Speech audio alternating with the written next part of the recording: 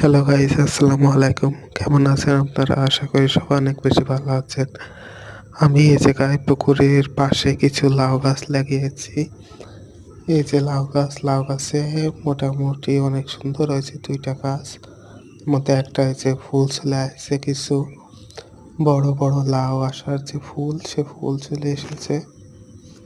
এখন মোটামুটি প্রতিদিন ভালো পরিচর্যা করা হচ্ছে। খুব দ্রুত আবার স্প্রে করতে হবে, কীটনাশক স্প্রে করতে হবে। যে এখানে কিছু ছোট ছোট চারা আছে, এই পাশে আরো কিছু টমেটোর চারা লাগানো হয়েছে। এই জায়গায় কিছু কিছু রয়েছে ছোট চারা, উঠবে কিছুদিন পরে ছোট চারাগুলো। আর এই যে এই জায়গায় সবগুলো হলো ছোট চারা। এই জায়গায় আর এই জায়গা থেকে একটু টমেটো লাগানো, এটা হলো ভেন্ডি গাছ। আর এই পাশে পুকুরে, এটা আমাদের বড় একটা পুকুর, এই জায়গায় মাছ চাষ হয়।